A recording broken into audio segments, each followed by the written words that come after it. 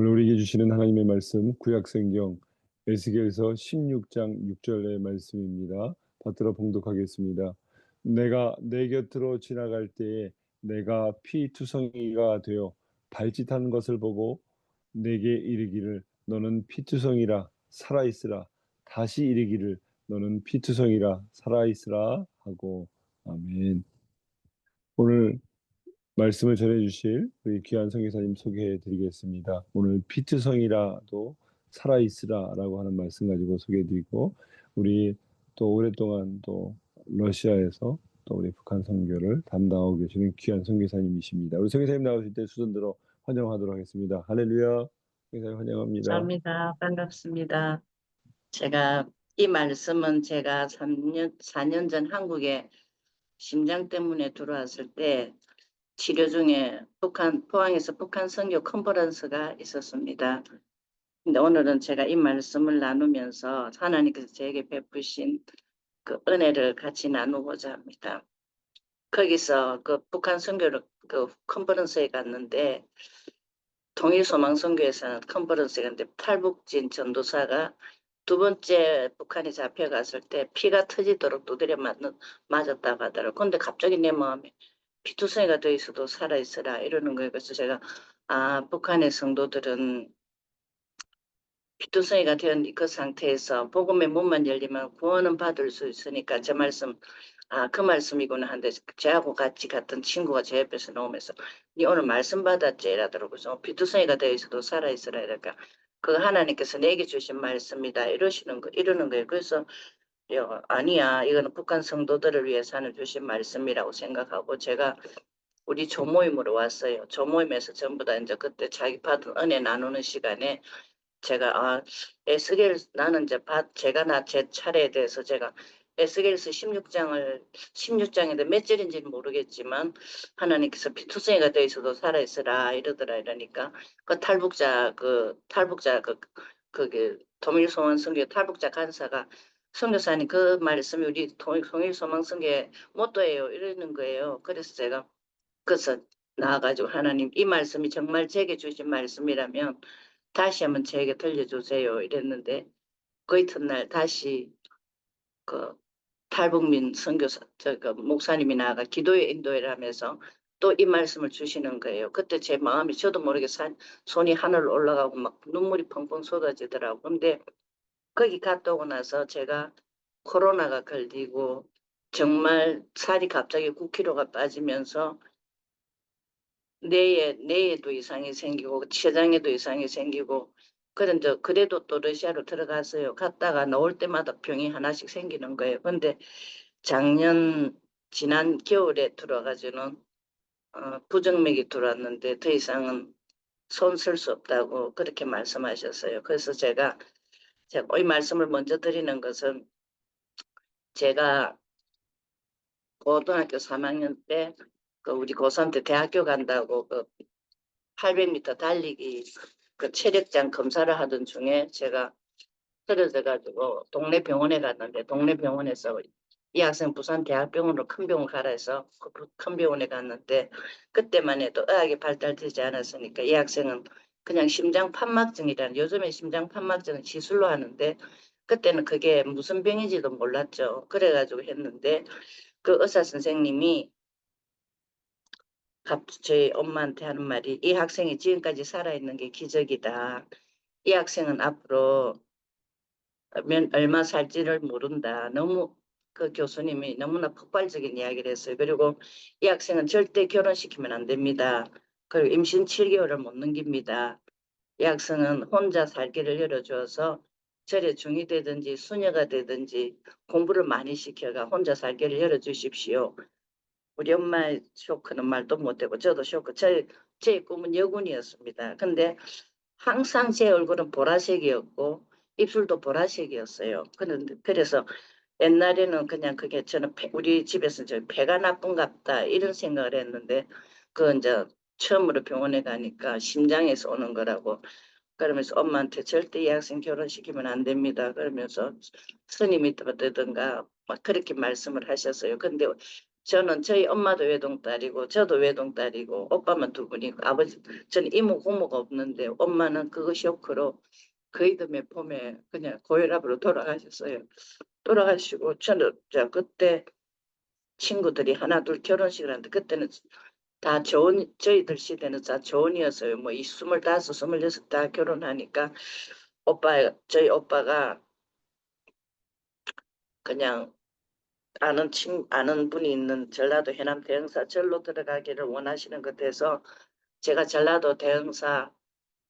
전라도에 있는 대흥사절에 그 일지암이라는 곳에 가서 저녁에면 108번뇌를 드리고 나 때는 그 다도를 배우면서 거기서 머리 깎을 준비를 하면서 이제 불경도 외우고 그런 준비를 하고 있는데 부산에 한번 내려왔는데 친구가 수혜야 한 번만 교회 가자. 한 번 친구들이 다 크리스찬이었어요. 근데 하나같이 우리 친구들 보면 예수 믿는 친구를 할 수가 없을 정도 저희도 그렇지만 그런데 친구가 한 번 친구 따라 한 번 그 침례를 갔는데 목사님이 제 머리에 손을 얹고 기도를 해주시는데 그 이후로 제가 하나님 살아계신 거를 하나님 살아계신 것 같다는 그런 기분이 들어가 교회를 못 가겠더라고요. 절에를 못 가겠더라고요. 그래서 절에를 못 가고 친구가 그럼 네 가까운 동네 가서 교회를 다니라고 그렇게 이야기를 해서 제가 가까운 침례교회를 들어가서 다니는데 친구가 미국에서 와가지고 어, 경기도 충령산 기도원에서 40일 금식을 하는데 친구 네가 좀 와서 좀 40일 내 뒤에를 좀 봐달라고 하더라고. 그래서 제가 친구 거기 갔는데 친구가 40일 금식을 하고 있는데 너무 막 말랐더라고요. 그래서 제가 막 거기서 웃기고 했는데 40일 되는 날 전부 다 산기도로 가는데 저도 따라 산기도로 가는데 산이 너무 무섭더라고요. 전부 다 막 사람들이 전부 다 각자 흩어진데 저는 겁이 나가지고 있는데 막 내 눈에 막 뱀 같은 게 보이고 막 그러더라고요. 그래가 집에 이제 부산 친구하고 40일 끝나고 친구는 이제 미국으로 가고 저는 부산에 왔는데 갑자기 제 몸이 좀 이상했어요. 막 몸에 막 뱀 같은 게 감는 것 같기도 하고 막 머리를 칭칭 감고 이러는데 그래가 제 아는 전도사님이 자기 교회 목사님한테 가자. 지금 부산에 좀 큰 교회 거기 가니까 그 목사님이 제 머리에 손을 얹고 하나님 당신의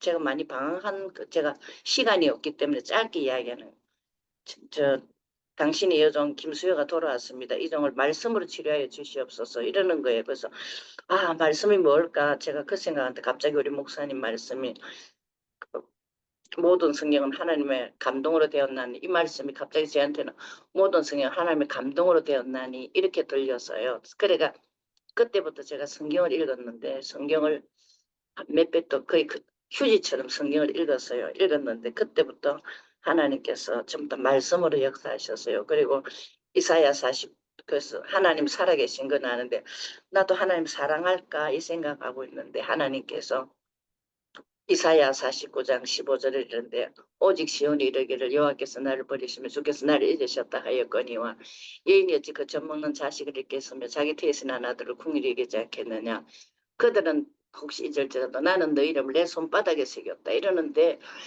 너는 내 이름을 손바닥에 새기고 내 성벽이 항상 내 앞에 있나니 내 자녀들은 속이 돌아오고 너를 알며 황폐하게 하던 자들은 너를 떠나가리라 이러는데 하나님 사랑이 저한테 들어오는데 그때 제가 우리 친구들을 밖에서 막 놀고 있는데 제가 유체 이탈을 해서 밖에서 우리 친구들을 놀고 있고 저는 있는데 하나님 여기 아파요. 그래서 아버지 너무 아픕니다. 그러니까 내가 너를 이렇게 기다렸다 이러는데 하나님 너무 나를 사랑한다는 그 마음이 저한테 다가왔어요. 그래서 제가 거기서 막 하나님하고 막 울었어요. 3일을 아버지만 부르도 제 입에서 막 우리 엄마는 나를 버리고 엄마 아빠는 나를 버리고 다 뭐 저승으로 갔지만 이 하나님이 나를 살리셨구나.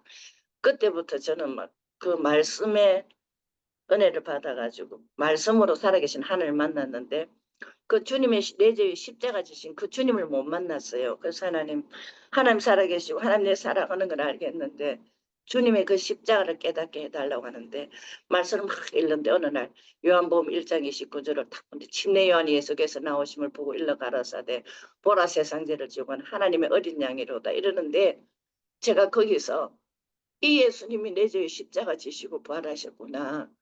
내가 그런데 나는 이 병을 고치려고 절에서 108번뇌를 하고 108번을 108번뇌를 하면서 내가 고치려고 했고 내가 그 했던 그게 막 어리석었다는 거 생각이 나면서 그냥 그 예수님이 내 죄의 십자가 지자 내가 너무 어리석게 살았다는 거 그 때문에 제가 그 이후부터 제 인생이 좀 바뀌어졌어요. 근데 교회에서 우리 목사님이 말씀을 줄줄 하니까 수혜가 이상하다. 그래서 전부 다 주위에서 제보고 너는 수혜는 주의 종이 돼야 되겠다고 교회 권사님들이 그러시는 거예요. 그래서 저는 부모님도 안 계시고 뭐 우리 교회 전도사님 목사님들과 다 엄마들이 기도해주는 엄마들이 있는데 저는 아니라고 생각했는데 그래서 제가 교회에서 100일 철야를 했어요.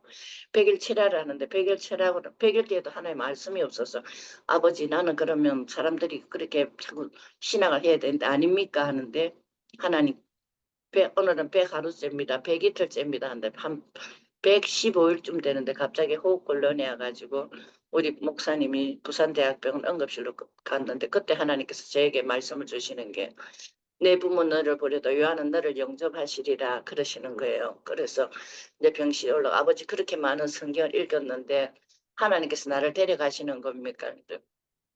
그렇게 하는데 병원에서 딸을 병원에서 죽은가 사왔어요. 그때 하나님께서 말씀으로 전부 다 저에게 말씀을 하시는 거예요. 그런데 의사 선생님, 그 선생님들이 저를 보더니 그 실습생들이 밤에 둘이 찾아와가지고 김수현 씨 이래도 죽고 저래도 죽으니까 한번 운명의 한몫 보고 심장 수술을 한번 해보십시오 이랬는데 교수님은 절대 오빠한테 이 학생은 몸에 손대면 안 됩니다 이러는 거예요. 그런데 제가 다른 성격이 좀 오빠 밑에서 외동딸이기 좀 다른 데 같으면 야 니는 생명을 운명의 거냐 이렇게 달려들고도 싶었지만 겁이 나서 그렇게도 못했는데 막 잠이 안 나는데 하나님께서 이스라엘 지키시는 자는 졸지도 않으시고 주무시도 아니하신다 그러시는 거예요. 아 그래서 하나님 나를 지켜주시고 계시구나. 정말 그렇게 하면서 저는 이제 신학을 하는데 하나님께서 제가 신학하기 전에 교회에서 기도하는데 하얀 저고리에 까만 치마를 입고 그 농어촌길 옥수수길을 걸어갔는데 하나님께서 너는 농어촌 선교야 이러는 거에서 아버지 제가 도시에 불빛을 주고 제가 왜 농어촌을 갑니까? 제가 그렇게 이야기를 했어요. 그래서 그러고 잊었는데 이제 부산대학병원에서 죽는다고 정환자실에 있는데 전부 다 내 어깨에 손을 쥐어보고 다 소변량 측량하고 산소호흡기 꽂고 막 이래 있는데 또 하나님께서 아버지 그때 제가 아버지 내 좀 살려주세요. 나 살고 싶어요. 막 그러니까 근데 제가 갑자기 아버지 살고 싶어요 하는데 갑자기 제가 유체 이탈을 하는데 예수님 앞에 딱 앉아 있는 거예요. 저 여자가 누구지 이라니까 김수현도 이 땅에서 한 일이 없어서 예수님 앞에 고개를 못 들고 있다 이러는 거예요. 그때 제가 하나님 내 한 번만 살려주시면 내 하나님 평생 하나님 종이 될게요. 내 한 번만 살려주세요. 막 근데 그 부끄러움이 뭐, 뭐 예수님 앞에서 고개를 못 들고 있는 그 부끄러움이 저는 그때 우리 목사님이 최고인데 목사님 앞에 제가 빨가벗고 있는 그보다 더 부끄러운 거였어요. 그래서 아버지 천국 못 가요. 천국 못 가요 하는데 그때 또 하나님께서 하얀 저고리에 까만 치마를 입고 너는 농어촌 선교야 이러는 거였어요. 아버지 농어촌 선교만이 아니고 이 나라 이민족을 먹이고 저 북한을 먹이는 주의 종이 되겠습니다 하면서 그러는데 그때 하나님께서 이사야 19장 22절 말씀 여호와께서 애굽을 치시고는 고치실 것인 거로 그들이 여호와께로 돌아올 것이라 여호와께서 그 간구함을 들으시고 그를 고쳐주시리라 하는데 제 손이 어느새 그 주렁주렁 산속이 다 달린 소리 막 하늘로 이러고 있는 거예요. 근데 제가 살았어요. 근데 우리 올케언니가 이제 김수희 죽는다고 중환자실에서 이제 연락하는 올케언니가 들어왔어요. 그래 들어왔는데 고모 괜찮아요 이러는 게 언니 나 괜찮아요. 언니 나 신학해야 되겠어요. 우리 언니가 신학하세요 이러는 거예요. 그래서 우리 언니가 고모 그러면 전도사 할 거예요 이러는데 제가 아니요 저 선교사 할 거예요. 제가 그랬어요. 근데 제가 왜 이 말을 하는 거면 훗날 제가 전도사를 다니면서 10년을 다닐 때 자꾸 중간에서 막 사람들이 자꾸 방해를 해가지고 중간에서 내 성격대로 못해가 그만뒀는데 어느 날 강남 금식기도에서 기도하는데 우리 언니가 내가 하나님 왜 이러십니까? 나이가 왜 이러십니까? 이랬는데 언니가 고모 신방 전도사 할 거예요. 아니요, 내 선교사 할 거예요. 그 모습을 다시 하나님 그 기도원에서 재생시켜 주시는 거예요. 그래서 교회 와서 사표를 쓰고 그 하나님께서 이제 그 강남 금식 기도원에 있는데 옛날 성경에는 내가 에레미야 31장 24절 에레미야 30, 24절 거기 보면은 그때는 내가 너를 위해서 길목과 표목을 세워주리라 이랬는데 요즘 성경에는 이정표와 편말을 세워주리라 그때 하나님께서 내가 너를 위해서 길목과 표목을 세워주리라 그 말씀을 주시는 거예요. 그래가 그때 이제 그 이상 목사님이 하는 북한 선교 훈련에 제가 들어갔어요. 갔는데 중국 어문선교 간사가 제 옆에 또거든. 나 전도사님 옆에서 자야지. 제가 전도사님한테 길목과 표목이 될지 압니까? 이러는 거예요. 그런데 정말 그 전도사가 제가 중국의 그 사천성에 그 중국과 북한의 비전이 있는 전도사를 구한다고 왔는데 거기 저보고 한번 이력서를 열하도록 그래 했는데 거기서 제가 갔어요. 갔는데 그 많은 이력서를 보여주시는데 사람 너무 놀랐어요. 저 부산에서 신학했는데 막 서울 총신, 장신의 그런 분들이 다 거기 이력서였는데 제가 거기 들어갔더라고요. 거기서 있다가 그래서 이제 중국 공부를 하고 그러니까 거기서 아파트 주고 중국 학비 다 대주고 이제 사는 거는 전부 다 후원으로 돌아냈는데 우리 이제 김래교 목사님이 가니까 그 청년부 주관으로 저를 이제 후원에 파송을 했어요. 그래가 됐는데 20분이 다 됐는데 하여튼 그래가지고 지금 어쨌든 제가 중국 선교를 2001년에 가가지고 어 그 심장 수술을 고신대병원에서 선교사라고 또 무료로 했는데 그 심장 수술하는 과정도 그 죄를 수술한 교수님이 최강주 교수님인데 그 교수님이 죄를 보더니 선교사님 제 기도의 응답이 김수혜 선교사님입니다. 이러는 게 내가 깜짝 놀랐더니 제가 아산병원에 있는데 하나님께서 왜 고신병원에 보냈는지 하나님 기도 제목이었는데 선교사님 수술해 주라고 하나님 저를 이게 보내셨습니다. 그분의 추천으로 해가지고 제가 그때 2008년도 그때 당시 7,300만 원인데 무료로 제가 심장 수술을 하게 됐습니다. 그 교수님이 그때 이제 검사를 하니까 제게 심장에 대동맥이 피가 돌아가지고 해야 되는 대동맥에 핏줄이 하나 없이 태어났는데 이때까지 살아있는 거는 기적이라더라고요. 그래가지고 그 고신대병원에서 심장 수술을 받고 거기서 근 6개월을 입원했다가 수술하고 다시 또 하나님께서 러시아로 보내가지고 지금 왔는데 저하고 이번에 그, 그, 그 강원도 평창에서 만나는 그 감리교 목사님이 저하고 러시아에서 같이 있었는데 그분이 이번에 선택으로 강사를 온다고 자기 강사 쪽으로 오라더라고. 그런데 하는 말이 자기는 저하고 동갑이 내년에 은퇴한다는 거예요. 근데 저는 의사 선생님이 비행기도 타면 안 되고 지금 당분간은 좀 그래라고 하는데 하나님께서 그만두라 소리는 안 하시는 거예요. 이때가 하나님 항상 말씀으로 하셨는데 그래서 지금 제 기도 제목이 하나님 다시 한번 이전보다 더 내가 더 하나님의 일을 할 수 있는 그 길을 열어달라고 지금 기도하고 있는 중입니다. 그래서 생각나시면 기도해 주시기를 바랍니다. 감사합니다. 잠시 기도하겠습니다.